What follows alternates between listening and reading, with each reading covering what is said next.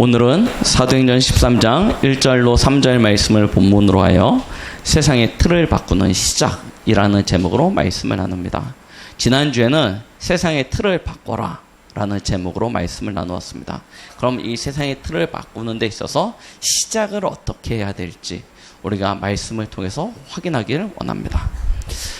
이번 주에 목사님들과 함께 좀 지방에 내려갔다가 목사님들의 시간이 좀 남다고 같이 영화를 보자고 해가지고요. 영화를 봤습니다. 엑시트라는 영화를 우리 렘넌트들이 보기 전에 미리 봤습니다. 봤는데요. 거기서 이제 뭐 몇 가지 이렇게 느낀 부분 중에 한 가지가 뭐냐면 거기 나오는 주인공들이 대학 때 그 클라이밍을 하는 부서에 있었더라고요. 거기서 이제 클라이밍을 하는 장면이 나오는데요. 거기서 나오는 대사 중에 뭐가 있었냐면 클라이밍을 정상까지 도달하기 위해선 길을 잘 봐야 된다는 거예요. 어느 길로 올라가야 될지 길을 찾는 눈이 첫 번째라는 거예요. 그래야 정상까지 올라갈 수 있다라는 얘기를 하더라고요. 그걸 보면서 그 이야기를 들으면서 저도 곰곰이 생각해 봤습니다. 우리가 인생을 살아가는데 가장 필요한 것이 무엇이냐면 무엇을 보느냐입니다. 무엇을 보느냐에 따라서 우리의 인생이 달라집니다. 우리의 인생의 길이 달라집니다. 우리가 정확한 하나님이 주신 언약 안에서 길을 보게 되어지면요. 하나님이 주신 그 언약의 여정을 정확히 응답받을 수 있겠죠. 그런데 우리가 그 길이 분명하지 못하면 가다가 중도에 실패하게 되고 포기하게 되어집니다. 그래서 우리는 분명한 하나님이 우리에게 주신 언약 안에서 이 언약의 여정을 어떻게 걸어가야 되는지 확인하고 가야 됩니다. 그래서 클라이밍은요, 무조건 올라가는, 덤비는 것이 아니고요. 먼저 올라갈 길을 다 확인하고 한 발자국 한 발자국 올라갑니다. 저희의 여정도 마찬가지입니다. 어디까지 어떻게 가야 될지를 미리 보는 것입니다. 그걸 보고 뭐라고 그러냐면 D라고 이야기합니다. 우리가 이야기하는 드림이죠. 꿈입니다. 여러분들은 어떻게 이 꿈을 꾸느냐에 모든 것이 달려있는 것입니다. 오늘 새벽에도 우리 함께 은혜를 나눴는데요. 말씀드렸습니다. 우리가 어렸을 때는요. 무언가 계속 꿈을 꿉니다. 계속 무언가 꿈을 꿉니다. 어떻게 내 인생의 미래가 만들어질지를 계속 꿈꿉니다. 그러다가 어느 순간 되어지면 그 꿈이 없어지기 시작합니다. 현실을 하루하루 살아가는데 너무 급박하다 보니 미래가 없어져 버려요. 오늘 하루를 급하게 살아갑니다. 그 순간부터요, 우리는요, 매우 답답한 인생이 되어집니다. 진짜 내가 내일에 대한, 미래에 대한 소망이 있으면 오늘의 어려움은 잠시 찾아오는 이런 위기나 갈등들은 충분히 이겨낼 수 있습니다. 우리가 내일, 모레, 혹 일주일 뒤에 좋은 아파트로 분양받아서 이사간다 생각해 보십시오. 그러면 지금 살고 있는 집이 조금 곰팡이가 썰고 조금 문에 이렇게 자국이 나고 하수구가 막히고 문제가 되겠습니까? 별 문제가 안 됩니다. 그냥 웃고 넘어갈 수 있습니다. 그런데요, 이 집에서 진짜 말 그대로 10년, 20년을 계속 살아야 되는데 계속 변기 막혀요. 계속 곰팡이 펴요. 그럼 어떻게 되겠습니까? 거기에 완전 잡히지 않습니까? 내일 모레 새 차가 나와요. 근데 오늘 내가 몰고 가던 차가 가볍게 접촉사고가 났습니다. 어떻게 되겠습니까? 그냥 웃고 넘어간다니까요. 그냥 양보하고 갈 수 있습니다. 그렇죠? 그런데요, 이 차밖에 없어요. 이 차 가지고 계속 살아야 돼요. 그런데 가다가 접촉사고 나요. 그럼 어떻게 되겠습니까? 이 차로 뽕을 뽑아야 돼요. 속된 말로요. 맞죠? 그러니까 어떻게 합니까? 막 따집니다. 막 싸웁니다. 한 푼이라도 더 받아내려고요. 막 몸부림칩니다. 우리 인생에요, 진짜 꿈이 있으면요, 우리 인생에 미래가 있으면요, 오늘은요 가볍게 넘어설 수 있습니다. 그런데 미래가 없다 그러면 현실에 완전 붙잡히게 되어집니다. 여러분들의 인생의 꿈은 무엇입니까? 남편의 꿈 말고요, 자녀의 꿈 말고요, 내 인생에 진짜 내가 지금 꾸고 있는 나의 미래의 꿈이 무엇입니까? 이게 있어야지 무엇이 나옵니까? 오늘의 응답을 누릴 수 있다니까요. 그게 바로 이미지입니다. 그렇죠? 진짜 내 인생 속에서 하나님이 주시는 힘을 가질 수 있다니까요. 이 힘이 있어야 넘어서게 되는 것입니다. 그래야 무엇이 나오냐면 작품이 나옵니다. 작품. 그렇죠? 어떤 결과와 열매가 맺혀진다니까요. 그런데 대부분의 인생이 여기까지 가보지 못하고요, 어디서 끝나냐? 현실 앞에서 끝나버립니다. 성공하는 사람들의 위인전들을 잘 보십시오. 세상에서 성공한 사람들, 성경에 성공한 사람들 말고, 이거는 둘째 치고요, 세상에서 성공한 사람들의 위인전들을 잘 읽어보십시오. 그들의 일대기를 가만히 봐보십시오. 항상 꿈꾸기를 멈추지 않았습니다. 그리고 그 꿈을 실현시키기 위해서 끊임없이 그림을 그려봤습니다. 그리고 그걸 실현시켜야 되기 때문에 한 번 넘어지고 두 번 넘어지고 세 번 넘어져도 굴복하지 않습니다. 그렇죠? 홍수환이 7,008기 얘기했듯이요, 진짜요, 끊임없이 도전해 갑니다. 그러니까요, 거기서 무엇이 나옵니까? 작품이 나옵니다. 성공하는 사람들의 인생 스토리도 이렇게 됐다니까요. 그런데 이거 없는 사람은 아예 성공도 못하고요,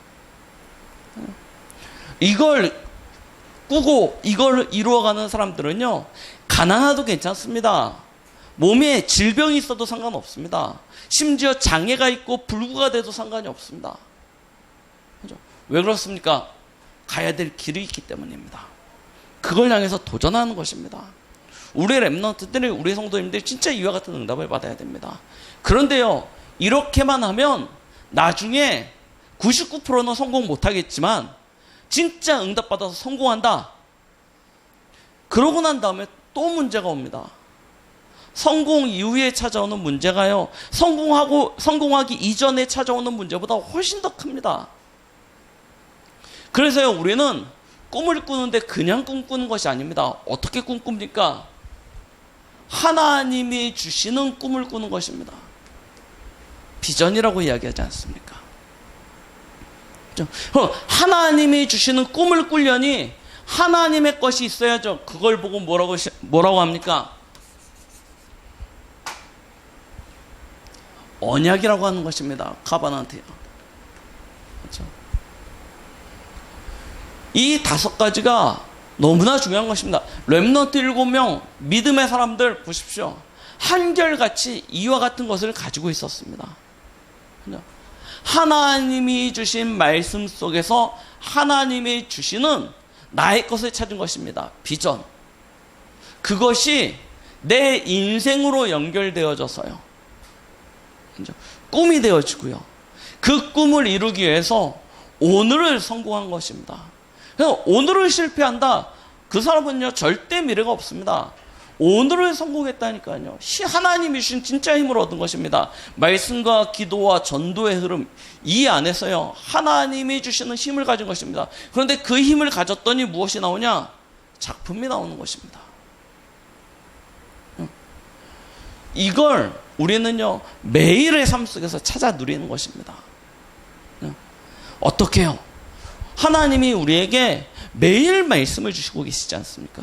그 말씀 속에서요 이걸 찾아 누리는 것입니다. 여기에 우리 렘넌트들의 성공과 인생과 미래가 달려져 있습니다. 우리는 성공하기 위하여 사는 인생이 절대 아닙니다. 그렇지만 우리 렘넌트들은요 세계복음화 하려면 가난해서는 절대 안 됩니다. 우리 렘넌트들이 진짜 세계복음화 하려면 몸이요 건강이 없으면요 절대 세계 현장 다니지 못합니다. 마음과 생각이 병들어서는 절대 세계복음화 현장, 그 응답의 현장 속에 서지 못합니다. 그럼 우리는 진짜 그 응답을 누려야 돼요. 그런데 그 모든 일체의 비밀이 어디서 나오냐? 이 안에서 나옵니다. 이걸 그냥 단순히 믿음과 신앙으로만 연결하지 말라니까요. 교회에 사는 이야기구나. 이게 아니라니까요. 이미 증명되어졌습니다. 역사 속에서, 세상 속에서. 요것만 해도 응답받습니다. 그런데 하나님은 우리에게 성공 이후에 절대 실패하지 않을 다른 것을 주셨습니다. 그래서 우리는 리더가 될 수 있고 지도자가 될 수 있고 서밋이 될 수 있는 것입니다. 세상 사람들이 가지지 못한 것을 가진 자가 되기 때문에요. 이 응답을 가져야 세상의 틀을 바꿀 수 있다니까요. 왜 세상의 틀을 바꿔야 되냐? 오늘 사도행전 13장 본문을 우리가 함께 읽었습니다. 하나님께서 안디옥 교회에 하나님이 불러 시키는 일을 허락하여 주셨습니다. 그것이 무엇이냐 하면 세상의 틀을 바꾸는 것입니다. 하나님의 일이요.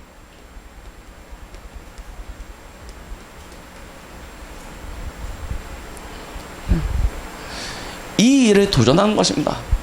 세상의 틀을 바꾸라고 하니까요, 대단한 일을 해야 되는 거라고 또 생각할 수도 있습니다. 물론 대단한 일입니다. 그런데요, 이 대단한 일이 어디서부터 이루어져야 됩니까? 나와 우리 가정부터입니다. 이미 우리 가정에는 오래된 영적인 문제가 있습니다. 이 오래된 영적인 문제가 어떤 결과를 만들어냈냐? 우리 개인에요, 우리 가정에요, 완전 흑암 문화를 만들어 버렸습니다. 일주일을 살아가는데 집에서 온 가족이 함께 모여서 하나님 앞에 단 하루가 아니죠, 단 30분을 예배드리지 못한다니까요. 온 가족이 둘러앉아서 명절 때가 되면 진짜 오만때만 쓸데없는 얘기를 다 합니다. 사돈의 8촌까지 걸쳐가면서 별의별 얘기를 다 합니다. 그런데요, 가문이 함께 앉아서 하나님 앞에 1년에 한 번 예배를 못 드립니다. 생각해 보십시오. 이게 얼마나 하신가. 아니, 불신자들 말고요, 믿는 가정에서 하나님 앞에 함께 예배드릴 수 없는 문화가 만들어져 있다니까요. 함께 뭐 욕도 하고 고스톱도 치고 게임도 하고 TV 보면서 막 손가락질도 하고 다 하는데 뭐만 못하냐? 예배드리지 못합니다. 그런데 그 상태가 누구에게 있냐면 저와 여러분들의 인생 속에 그대로 반영되어져 있다니까요. 얼마나 심각한 상태가 와 있는지 모릅니다. 우리 가문에 내 개인의 틀이 망할 수밖에 없는 틀이 이미 갖춰져 있다니까요. 그 틀을 깨야 됩니다. 그게 하나님이 저와 여러분들을 부르신 이유입니다. 주 예수를 믿으라, 그리하면 너와 내 집이 구원을 받으리라. 무슨 얘기입니까? 가문에 흐르는 그 영적인 문제가 끊어지는 새로운 틀이 준비되어진다는 것입니다. 이 응답을요, 우리가 나와 우리 현장 속에서 누려야 된다니까요. 세상입니다. 그렇죠? 세상이라는 얘기는 말씀드렸듯이 우리 개인과 가문을 포함한 이야기입니다. 틀을 보십시오. 우리 강단을 통해서 계속 들었지 않습니까? 이 정점에 누가 있냐? 사단이 존재하고 있습니다. 그렇죠?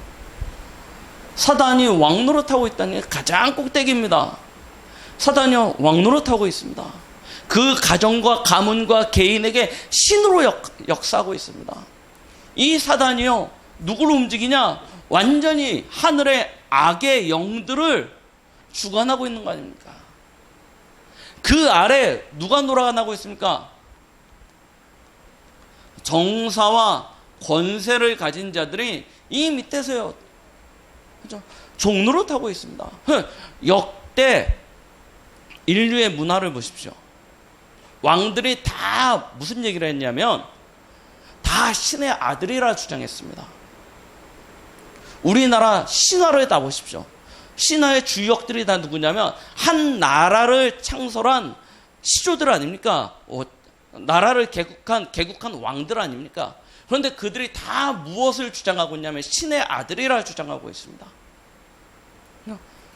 그걸 보고 뭐라고 하시는지 아십니까? 네피림이라고 이야기하는 것입니다. 그런데 그 네피림 문화가 전 세계의 모든 나라, 모든 민족에게 동일하게 역사하고 있다니까요. 그 밑에 정사와 권세 가진 자들이 엎드려 있다니까요.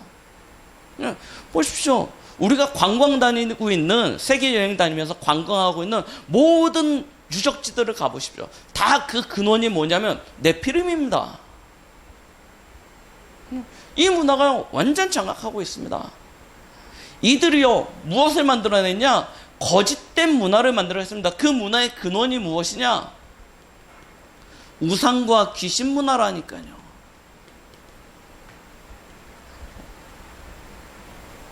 자, 뭐 합니까? 이걸 가지고요, 이야기하는 것입니다. 이걸 가지고 사람들을 얽매여 버린 것입니다. 어떻게 해요?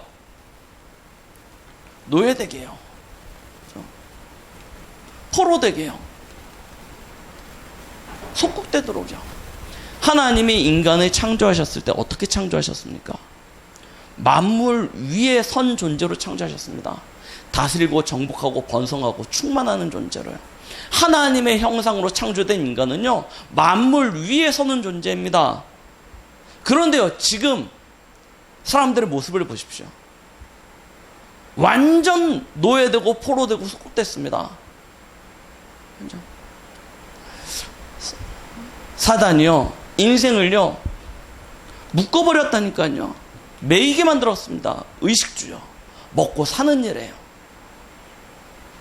완전 매이게 만들었습니다. 그리고요, 명예와 성공이에요.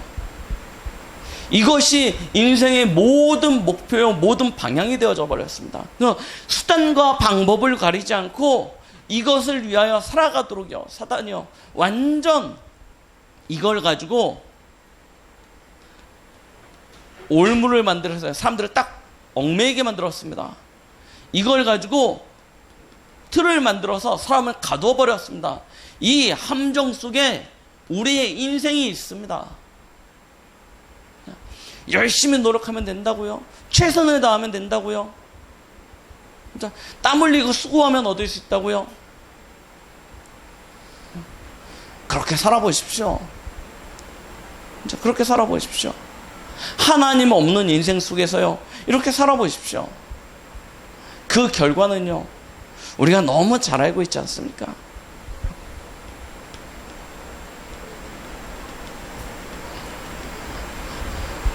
최선을 다해서 열심히 노력하고 살아가면요, 더 큰 문제 옵니다. 어떤 문제가 옵니까? 우리 조금 보시면 아실 겁니다. 이 뉴스나 신문이나 아니면 텔레비전에 나오는 이야기들을 조금만 봐보십시오. 완전히요, 영적 문제 옵니다. 온통 귀신판이라니까요. 연예인들 나와서 하는 얘기 잘 들어보십시오. 완전 귀신판입니다. 전부 다요, 귀신 보고요, 귀신에게 눌리고요.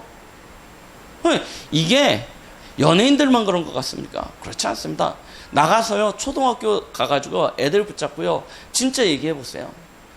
귀신 보고 귀신에 눌리는 아이들이 얼마나 많은지요. 귀신 꿈꾸고요, 시달리는 아이들이 얼마나 많은지요. 확인해 보시라니까요. 이 문화가요, 가득 차놓으니까 애들이 완전히 여기에 잡혀버렸습니다. 누구만 모르냐? 부모님만 몰라요. 한두 번 얘기했는데 부모님이 뭐라고 하냐면, 야, 정신 차려! 이러거든요. 야, 네가 키가 허해서 그래. 그러거든요.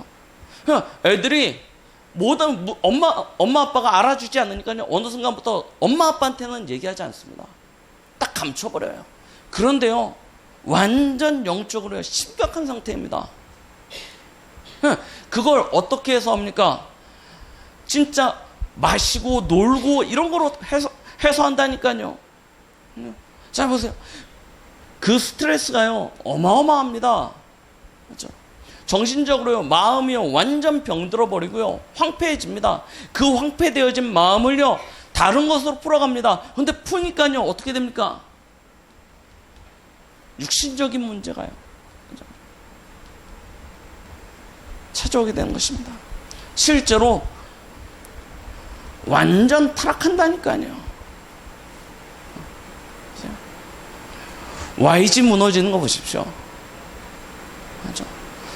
진짜 대단한 우리나라를 대표하는 그런 엔터테인먼트 아니었습니까? 그런데 보십시오. 순간입니다. 맞죠? 왜 그렇습니까? 이 문제가 해결 안 되면 결국 어디로 갑니까? 타락할 수밖에 없습니다.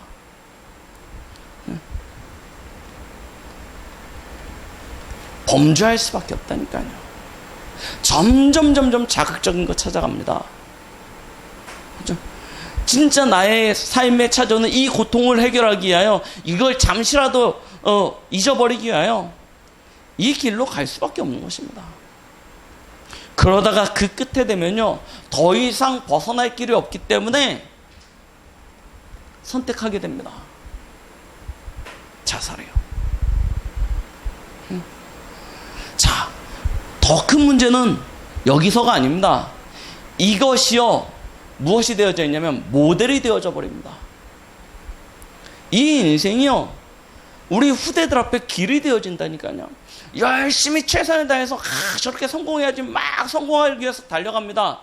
그러다가 어느 날 문제가 딱 크고 오면요, 다 그러기 때문에 똑같이 이 길로 갑니다. 결국 자살을 선택한다니까요. 우리 후대들 잘 보십시오. 조금만 문제 오면 하는 얘기가 뭔지 아십니까? 죽고 싶다는 얘기예요. 조금만 어려움 찾아오면 하는 얘기가 죽고 싶다는 얘기예요. 그런데요, 신기하죠?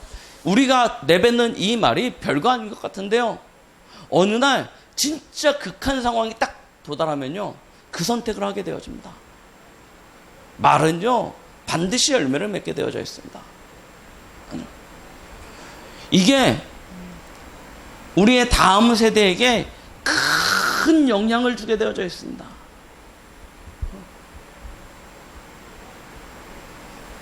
세상의 틀입니다. 하나님은 이 틀을 바꾸라고 저와 여러분들을 부르신 것입니다. 내 개인과 가정과 가문과 이 시대와 세상에 흐르고 있는 이 틀이 깨어져야 됩니다. 이 틀은요, 사실은요, 저 아프리카, 유럽, 저 아메리카 어느 나라나 동일하게 지금 존재하고 있기 때문입니다.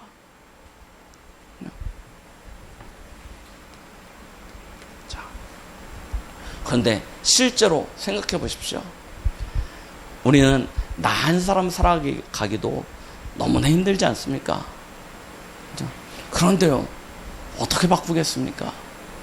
오늘 하루 직장에 나가서 하루 종일 수고하고 일을 하고, 맞죠? 집에 돌아올 때 되면 양쪽 어깨가 쭉 늘어져가지고, 맞죠? 피곤해 쪄들어가지고 집에 들어오지 않습니까? 그래서 아무도 나를 건드리지 마라 모드예요. 맞죠? 나 힘드니까 건드리지 마! 하고 뭐 하냐면 탁 앉아가지고요, 씻고 텔레비전 보다가 그냥 잠듭니다. 그리고 새벽 아침이 되면 다시 일어나가지고, 맞죠? 회사 또 들어갑니다. 그게 우리의 삶에 반복되어지는 삶의 모습이라니까요. 우리 랩런트들은 다른 것 같습니까? 똑같습니다. 학교 가가지고 계속 시달리다가 집에 들어오면 뭐합니까? 그냥 씻고, 학교에서 못한 공부 있으면 공부하고, 아니면 그냥 앉아가지고 핸드폰 붙잡고 게임합니다. 게임하고 있으면 엄마가 막 잔소리하죠. 그럼 엄마랑 막 싸워요. 싸우다가 겨우 새벽쯤 돼서 잠들어요. 잠듭니다. 그러고 난 다음에 아침에 겨우 눈 비비고 일어나서 아침도 대충 먹는 동 마는 동 또 학교 갑니다. 그렇게 초, 중, 고등학교가 지나가고 대학교가 지나갑니다. 어떻게 이걸 내가 도전하겠습니까? 그래서요, 은혜는 은혜고 말씀은 말씀이고 삶은 여전히 내 삶과 내 방법과 내 기준대로 살아가는 경우들이 참 많습니다. 이걸 바꿔야 돼요. 이걸 갱신하지 못하면 오늘의 내 모습은 내일의 내 모습이 되어지고, 이 모습은 10년 뒤에도 동일하고 30년 뒤에도 동일합니다. 그런데 이 모습이, 우리의 후대의 모습이 똑같이 갑니다. 이 틀을 깨야 돼요. 맞죠? 어떻게 깹니까? 내가 안 되기 때문에 초대교회는요, 뭐 했습니까? 하나님의 것을 찾아 누렸던 것입니다. 그 방법이 무엇입니까? 기도입니다. 기도. 우리는 기도를 매우 이상하게 생각하든지 아니면 매우 무시합니다. 실제로 거의 기도를 안 하든지 기도를 많이 하는 사람들은 아주 이상하게 기도합니다. 그런데요, 기도는 놀라운 하나님의 비밀이 담겨져 있습니다. 그래서 아주 중요한 일을 할 때마다 초대교회는 함께 기도하는 축복을 누렸습니다. 기도하는 비밀을 가졌습니다. 저와 여러분들이 진짜 기도하는 힘을 가질 수 있다면, 그 비밀을 가지고 있다면 능히 나를 넘어서 세상을 넘어서는 그런 응답들을 누리게 되어질 것입니다. 자, 그러면 어떻게 기도하는 것이 진짜 올바른 기도입니까? 무조건 외치고 부르짖습니까? 모든 종교가 다 똑같이 기도합니다. 자, 각자가 기도하는 방법을 가지고 열심히 기도합니다. 그런데 그들과 저희와의 기도의 차이점은 도대체 무엇입니까? 기도라는 행위 이전에 기도의 내용이 다릅니다. 그 내용이 무엇입니까? 우리가 지난주 강단 2부 메시지를 통해서 우리는 들었습니다. 에베소서 1장 17절로 23절에요. 전도자 바울을 통해서 하나님은 에베소 교회에 중요한 기도 제목을 주셨죠. 이것이 저와 여러분들이 평생 응답으로 누려야 될 기도 제목입니다. 그 첫 번째가 무엇입니까?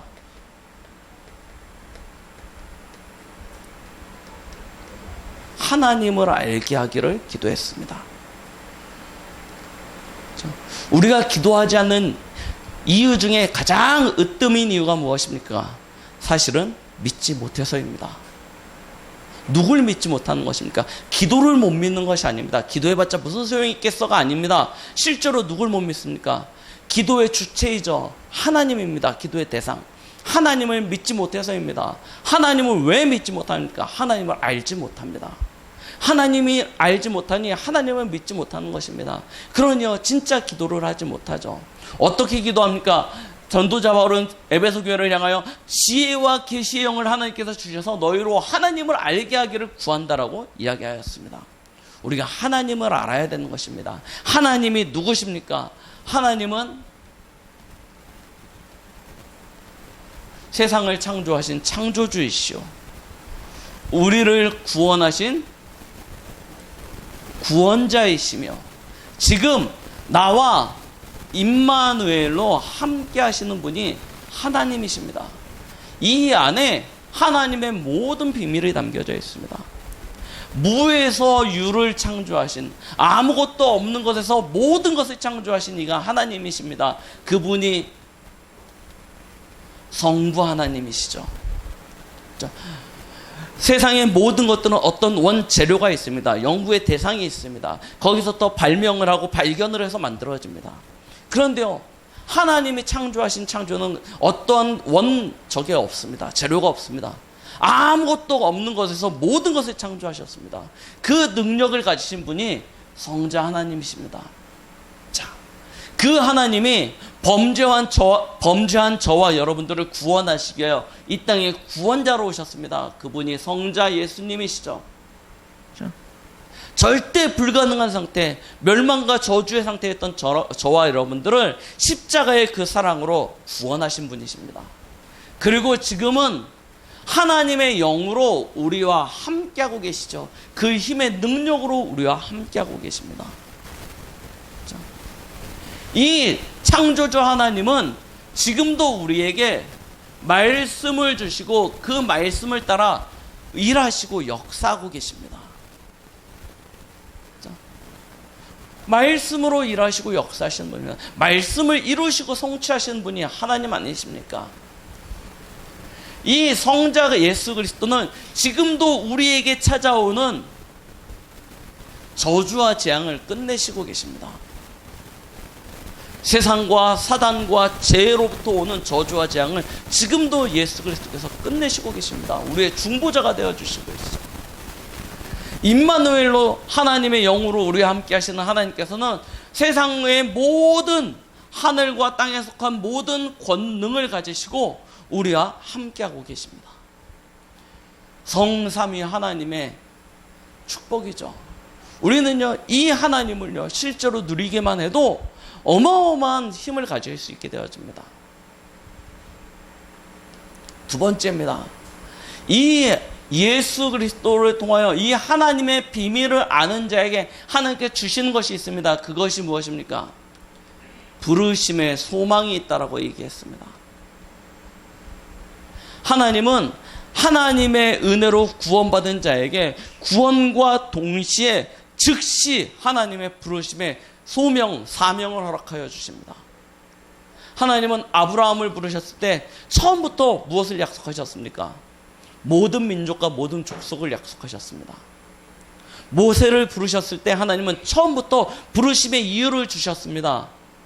내 백성 이스라엘을 가나안 땅으로 건져내라는 것이었습니다.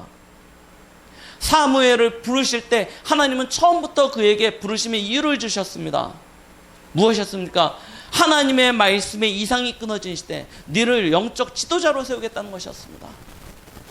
하나님이 다윗을 찾아오는 그 순간 하나님은 다윗에게 부르심의 이유를 주셨습니다. 이스라엘의 장차 왕이 될 것이라는 것입니다. 이사야를 부르셨을 때 하나님은 이사야에게 즉시 말씀을 주셨습니다. 그루터기와 바로 메시아의 언약이었습니다. 하나님은 부르심과 함께 우리에게 즉시 부르심의 이유를 주고 계십니다. 바울을 부르셨을 때 즉시 하나님은 이유를 주셨습니다. 무엇이었습니까? 바로 이방과 임금들 앞에서는 전도자로 하나님께서 바울을 세우셨던 것입니다. 저와 여러분들에게 하나님께서 지금 하나님의 부르심의 소망, 이유를 주셨습니다. 그것이 무엇입니까? 99% 이방 현장입니다. 한 번도 복음이 증거되어지지 못한 저 버려진 현장, 황폐되어진 현장, 어둠과 재앙과 저주의 현장, 그 현장에 이 복음을 증거하는 저와 여러분들을 이 시대의 은혜로 남은 자 7천 제자로 부르셨다는 것입니다. 그래서 우리를 보고 남은 자 렘넌트라고 이야기하는 거 아닙니까? 뭐 하려고 하십니까? 진짜 우리가 있는 모든 현장 속에서 하나님의 말씀을 증거하고 선포하는 도단성 운동, RUTC의 운동의 주역으로 하나님께서 우리를 부르신 것입니다. 뭐 하려고요? 하나님이 원하시는 것이 있습니다. 많은 교회가 복음을 이야기하지만 진짜 올바른 복음을 증거하는 교회가 없기에 하나님은 저와 여러분들을 통해서 올바른 복음 회복을 할 제자로 서서 이와 같은 제자를 현장에서 찾고 세우는 일, 하나님이 이것을 위하여 저와 여러분들을 부르셨는 줄 믿습니다. 다른 이유가 없습니다. 하나님은 우리를 성공시키시지만 성공시키시는 것을 목적으로 가지지 않습니다. 하나님은 이 일을 위하여 저와 여러분들을 서밋의 자리에 서게 하시는 것입니다. 그래서 우리가 이 목표를 잊어버린다면 하나님이 우리를 서밋의 자리에 세워야 될 이유가 없죠. 그래서 올바른 언약을 붙잡는다는 것이 모든 응답의 전부입니다. 그렇죠? 언약을 붙잡으시면 그 언약 안에서 모든 응답이 오기 때문입니다. 자, 이 일을 할 수 있도록 하나님께서 우리에게 그 기업의 풍성함을 베풀어 주셨습니다. 우리가 이걸 알아야 됩니다. 하나님께서 약속하신 것이 무엇입니까? 사도행전 1장 3절입니다. 하나님의 나라가 있다라고 얘기하셨죠. 그런데 이 나라가 빌립보서 3장 20절에는 우리의 시민권이라고 얘기했습니다. 우리의 소속, 우리의 자리, 우리의 위치가 어디 있냐면 하나님의 나라입니다. 자, 그런데요, 히브리서 4장 16절에요. 뭐라고 얘기하십니까? 여기서부터 때를 따라 돕는 모든 은혜, 우리의 모든 필요가 나온다라는 것입니다. 세상은 눈에 보이는 것으로 움직여지는 것 같지만 사실은 그렇지 않습니다. 눈에 보이는 것들은 옷과 같이 낡은 것이고 갈아입는 것입니다. 풀처럼 마르고 꽃처럼 시들게 되어져 있습니다. 계속 변합니다. 오늘의 내가 쫓아가는 그 유행이 전부인 것 같지만 1년 뒤가 되면 금방 바뀌어버립니다. 10년 뒤가 되면 금방 바뀌어버립니다. 한 10년 뒤쯤 되면 막 쫓아가다 보면 제자리로 와 있어요. 내가 그때 그 옷을 왜 버렸지 할 만큼요. 세상의 유행은 계속 돌고 돕니다. 그거 쫓아가면요, 우리는요 잠시의 여유도 없습니다. 우리는요 언약 붙잡는 것입니다. 그런데 그 언약 안에 하나님이 주신 모든 풍성함이 있습니다. 하늘과 땅의 모든 권세를 하나님께서 그리스도 예수께 주셨다고 하셨습니다. 그것이 그리스도 안에 있는 자의 능력입니다. 능력이 어느 정도라고 했냐면 지극히 큰 능력이라고 말씀하고 계십니다. 이 능력의 끝이 있습니다. 이 축복을요 우리에게 누리기를 기도하라는 것입니다. 마태복음 28장 18절로 20절에 보면 하늘과 땅의 모든 권세를 가지셨다고 얘기하고 계시죠. 에베소서 1장 10절 말씀에 보면요 뭐라고 얘기하고 계십니까? 하늘과 땅에 있는 모든 것이 그리스도 예수 안에서 통일되게 하신다고 얘기했습니다. 이 능력입니다. 그래서요 에베소서 1장 21절로 23절 말씀에 보면 이 그리스도는 만물 위에 선 존재라고 이야기하고 계시죠. 만물을 충만케 하시는 그 충만함이 그리스도 예수 안에 주어져 있습니다. 그런데 그것이 내 것으로 가져지는 방법이 무엇입니까? 사도행전 1장 8절입니다. 성령입니다. 성령이 너에게 임하시면 너희가 권능을 받게 되고 그 권능을 가지게 되면 유대와 예루살렘과 온 유대와 사마리아와 땅끝까지 이르러 내 증인이 될 것이라고 말씀하고 계십니다.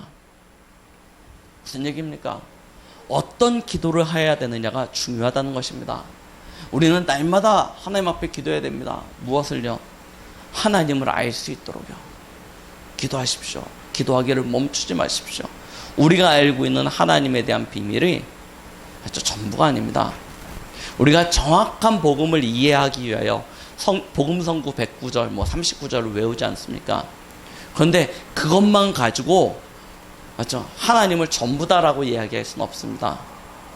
하나님의 가장 기본됨을 우리가 알지 못하기 때문에 우리는 복음의 가장 기본됨을 알기 위하여 성경 구절 109절을 뽑았을 뿐입니다. 그런데요, 성경은 109절이 아니고 66권입니다. 이 안에 감추어진 그리스도 하나님의 비밀은요, 이미 우리의 지식으로는, 우리의 시선으로는, 우리의 시야로는요, 가늠할 수 없을 정도로 높고 넓고 깊습니다. 그걸 우리는 항상 찾고 누려야 됩니다. 그렇죠? 하나님을 알도록. 그러면서 무엇입니까? 하나님의 부르심의 소망이 무엇인지. 그렇죠? 문제가 왔을 때, 위기가 왔을 때, 응답이 왔을 때 우리는 이것을 가지고 그 문제와 위기와 응답을 해석하는 것입니다. 그때 하나님은 우리에게 하나님의 자녀에게 주시는 풍성함을 베풀어 주십니다. 그 풍성함을 가지게 되어지면 그것이 나의 증거요, 간증이 되어져서요, 현장을 변화시키고 살리는 길로 연결되어지게 되어져 있습니다. 그래서 우리는요, 끊임없이 이 비밀들을 누리는 것입니다. 자, 이걸 다시 서론과 연결시키면 무엇이 되겠습니까? 이것이 C, V, D, I가 되는 거 아닙니까? 그렇죠? 그대로 나온다니까요. 그러면 무엇이 되어집니까? 결국 우리 인생에 작품이 나오게 되는 것입니다. 우리는 작품을 남기려고 가는 인생이 아닙니다. 이 삶을 누리고 있으면 그 응답을 따라 오는 것이 있다니까요. 자, 보세요. 사도행전 13장 1절로 3절에 안디옥 교회가 모여서 함께 하나님이 불러시키는 일을 위하여 기도하는 가운데 바울과 바나바를 따로 세워서 그들을 현장으로 파송하였는데요. 어떤 일이 일어났는지요? 사도행전 13장의 응답이 나타납니다. 첫 번째 현장에 딱 갔는데요. 그곳에 도착했더니요. 누가 있습니까? 그냥 박수, 무당이요. 이 섬 하나를 완전히 장악해버린 것입니다. 총독 위에서요, 뒤에서요, 영적인 힘을 가지고 막 움직여버리는 거예요. 온 동네가 귀신판 되어져 버렸습니다. 거기에 가서요, 이 전도팀이 가서 예수는 그리스도라 증거하는 그때요, 맞죠? 그 박수가요, 도망가게 되어지고요, 그 땅이요, 회복되어지는 응답이 나타납니다. 맞죠? 사도행전 16장 보십시오. 유럽으로 향하는 첫 번째 성 마게도냐에 딱 도착했는데요. 귀신 들린 여자 아이 하나가요. 온 마을을요 완전 이 점치고 하면서요 딱 장악해버린 것입니다. 근데 이 전도자들이 들어가가지고요 그 귀신 들린 아이를 살려버린 것입니다. 그곳에 교회가 세워집니다. 그 교회가 어디입니까? 바로 빌립보 교회입니다. 사도행전 19장이에요. 그렇죠? 에베소라는 동네에 가서요 복음 운동합니다. 가장 강한 신이 어디입니까? 바로 제우스 아닙니까? 그리고 아테네입니다. 이 두 신이요 완전 이 유럽과 이 소아시아 지역을 장악해버렸습니다. 그런데요 그곳에 가서 말씀 운동을 했더니요 중요한 제자들이 일어나고 함께 말씀 운동을 하는데 모든 우상에 빠졌던 이들이 죽게 돌아오게 되어지고요 그들이 섬겼던 우상과 그 우상 앞에 드렸던 모든 그들의 어떤 바이블들을 다 가지고 태웠는데요 그것이요 산을 이루게 되어진 만큼 그런 응답들이 오게 되어집니다. 이거는 과정입니다. 더 큰 응답이 나타납니다. 무엇입니까? 그 시대를 장악했던 로마입니다. 맞죠? 하나님은 로마를 정복하게 만드시는 것입니다. 사도행전 28장 30절로 31절 말씀 보십시오. 우리가 요즘 계속 듣는 메시지니까 노바디의 응답이야. 아무도 대신할 수 없는 응답을 하나님께서 이들의 발걸음을 통해서 허락하여 주셨습니다. 그래서 아무도 그 많은 사람이 없었더라 라고 기록하고 있죠. 이런 응답들이 나타나지는 것입니다. 저와 여러분들의 인생의 발걸음 속에 이와 같은 응답들이 나타나지게 될 것입니다. 그렇죠? 정확한 언약 붙잡고 하나님 주신 그 언약의 여정을 걸어가기만 하면 하나님께서는 우리에게도 동일한 성령의 역사들을 허락하여 주실 것입니다. 뭐만 안 하시면 되냐? 속지만 않으시면 됩니다. 속지 마십시오. 뭐에 속지 않으시면 되냐? 진짜 세상에게 속지 마십시오. 크고 화려해 보이지만 크고 화려한 것이 아닙니다. 그렇죠?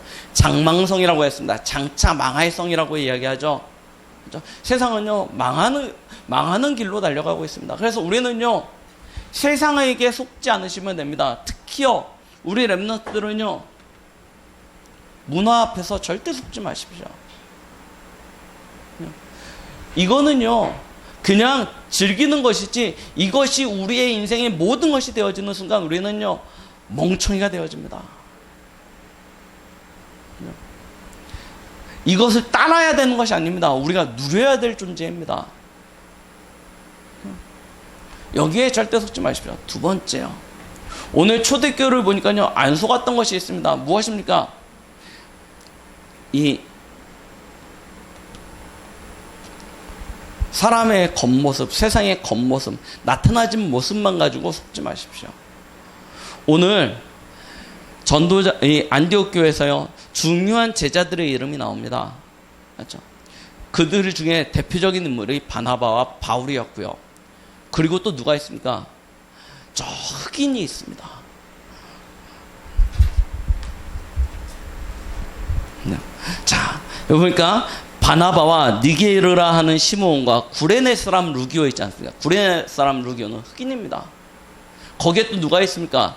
헤롯의 젖동생이 있습니다. 헤롯이 누구입니까? 교회를 가장 핍박하는 사람 아닙니까? 그렇죠? 젖동생도 있습니다. 보십시오. 다양한 계층의 다양한 모습의 사람들이 그곳에서 함께 말씀 운동을 했습니다. 우리는 그런데 쉽게 사람의 겉모습만 보고 그 사람의 이 사람은 제자야, 이 사람은 아니야, 이 사람은 우리와 함께 할 사람이고 이 사람은 우리를 떠날 사람이고 쉽게 판단합니다. 그렇게 판단하지 마십시오. 사람의 겉모습을 가지고 판단해서 절대 안 되는 것입니다. 그렇죠? 그 사람의 실력이나 그 사람의 외형이나 그 사람이 가지고 있는 배경이나 어떤 것을 가지고 그 사람의 어떤 성품이나 됨됨이를 가지고 이 사람은 제자일 것이다 아닐 것이다 이야기하지 마십시오. 이 사람의 오늘의 모습이 이 사람의 전부가 아닙니다. 하나님께서는 지금 한 사람을 하나님이 쓰시기에 합당하신 그릇으로 만들어가고 계시는 중이십니다. 거기에 속으시면 안 되는 것이죠. 자, 그러면서요, 사단이 하는 중요한 역할이 무엇입니까? 우리를 분열케 만듭니다. 아시죠? 사단은 처음부터 이간질하는 자입니다. 분열하게 만듭니다. 우리가요, 이 일을 하다 보면요, 어떤 이러면 누구는 되게 큰 응답을 받는 것 같은데 나는 별 응답을 못 받는 것 같이 느껴질 때가 있습니다. 누구는 막 세계 현장에 다니면서 막 전도자로 살아가는데 나는 우리 집에서 막 열심히 접시 닦고 청소기 돌리고 그것만 하는 것 같아요. 아무런 가치가 없는 존재처럼 느껴질 때도 있습니다. 그렇습니까? 그렇지 않습니다. 하나님께서는요, 이들을 파송하는데요, 어떤 이는 보내는 이로, 어떤 이는 가는 이로 하나님께서 동일한 응답을 주시는 것입니다. 그렇죠? 그래서 뭐냐? 우리는요, 분열하면 안 됩니다. 진짜 원네스의 축복을요, 우리는 함께 누려야 되는 것입니다. 한 팀입니다. 한 응답을 따라 우리는 나아가는 것입니다. 그래서 전 성도들이 함께 서로 한 지체가 되어져서 서로 격려하고 힘을 주며 함께 갈 수 있는 비밀을 가져야 되는 것이죠. 그때 비로소 이 사도행전적인 성령의 역사를 통한 로마 복음화의 응답들이 시작되어지게 되는 것입니다. 속지 마십시오. 속지 마시고요. 뭐 하시면 되냐? 진짜 눈을 열어서 세상의 틀을 보십시오. 세상을 부러워하지 마시고 조금 깊게 보십시오. 깊게 보시면서 이걸요, 매일의 삶 속에서 내 정식기도, 정시예배 시간에 누리는 것입니다. 그러면요, 하나님께서는요, 연약한 자들을 통해서, 약한 이를 통하여 강한 이들을, 가난한 자들을 통해서 부유한 자를, 천하고 멸시받는 자들을 통해서 있는 자들을 부끄럽게 하시고 패하게 하시겠다 분명히 말씀하셨습니다. 하나님은 우리가 연약하시기 때문에 쓰시진 않으시지만 하나님께서는 연약한 우리를 통하여 더 크고 놀라운 일들을 반드시 이루시고 성취하실 것입니다. 이 한 주간 진짜 우리가요, 세상의 틀을 바꿀 수 있는 참된 도전을 하시는 그런 응답의 시간이 되시기를 예수 그리스도의 이름으로 축원드리겠습니다.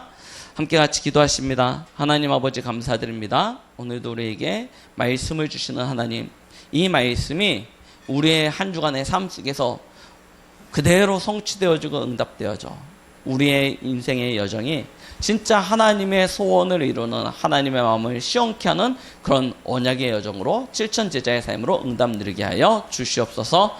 예수 그리스도의 이름으로 기도드렸습니다. 아멘.